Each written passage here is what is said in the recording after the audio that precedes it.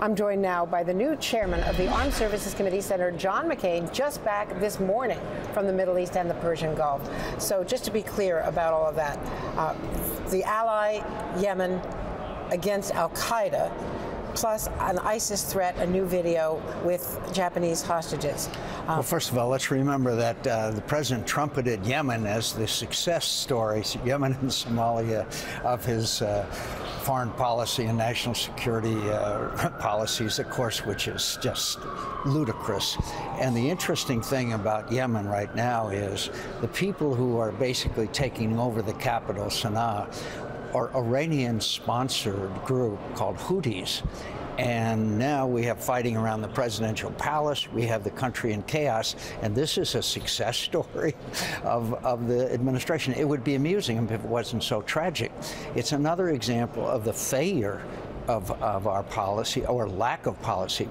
Right now, I wish you would have asked Valerie Jarrett, or perhaps the chairman of the Joint Chiefs of Staff, or perhaps Susan Rice, what is the strategy to degrade and defeat ISIS, which the president articulated? I'd love to hear that tonight. You're not going to hear it, because there is no strategy. There is no path forward to defeating ISIS. And now abandoning the Free Syrian Army, at least if the New York Times story is accurate today, I mean, I promise you this, you're not going to get young Syrians to go and fight against ISIS and be barrel bombed by Bashar Assad.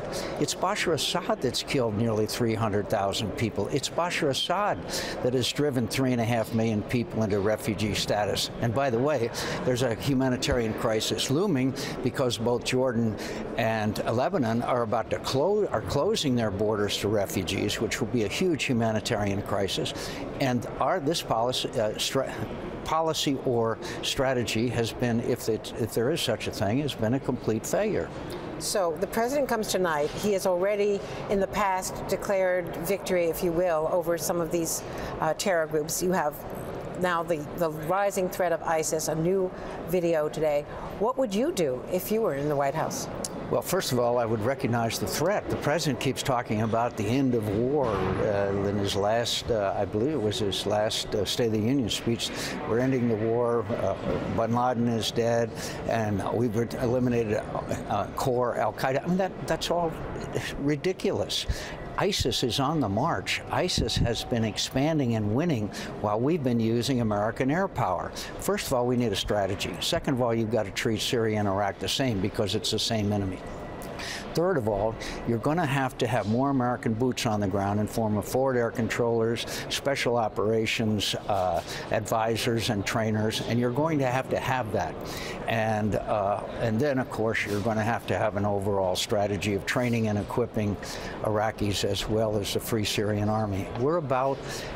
They have already abandoned the Free Syrian Army to a fate that is just absolutely terrible.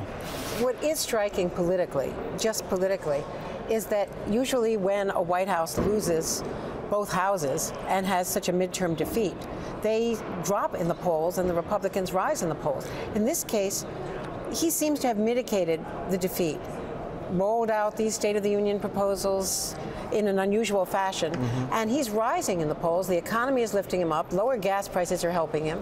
So politically, Republicans are not well positioned going into 2016. Oh, I think, look, the head of MI5, the British intelligence, gave a speech last week where, in an unusual act of giving a speech, saying that these people are a direct threat to the United States of America. I'm talking about ISIS and this radical Islam, which the president refuses to call it what it is, and they will be attacking. And the threat is growing all the time as thousands of young men from Europe and Asia and the Middle East are drawn into this ISIS conflict, and it is a growing threat.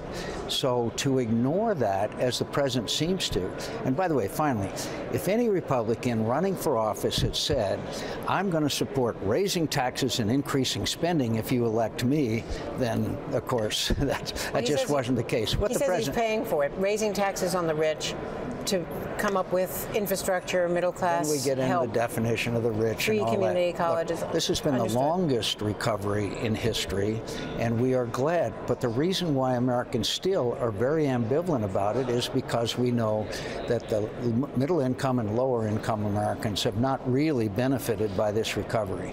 And I understand the president's message tonight, but why wouldn't he sit down with us and say, hey, let's work out tax reform. Let's sit down together, Republicans and Democrats. Americans overall want tax reform. That's one of the best ways to keep the economy going, but we don't have to increase taxes and increase spending to do it. Lightning round. Mitt Romney for a third run? I think that he feels justified in running for a third term. I respect his desire. He's a very fine man, and I'm proud to know him. As you know, my candidate is a dark horse, Lindsey Graham, and so I'll be doing everything I can for Lindsey Graham. Your unacknowledged son, Lindsey Graham. Yes, indeed. And what about Jeb Bush? I think he's a very viable candidate also. He was a very successful Who would be the governor. strongest candidate?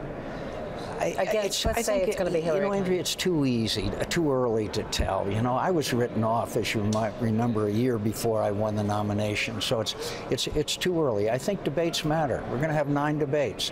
More and more Americans' opinion is swayed by what they see in the debates amongst these candidates. Whether that's good or bad, I'm not qualified to judge. But I think see how these debates go. You are uniquely qualified to judge. Well, I guarantee you, Lindsey Graham will do very well in a debate. You and I know him well enough. We do indeed. Thank you very much, Thank John you, McCain. Andrea.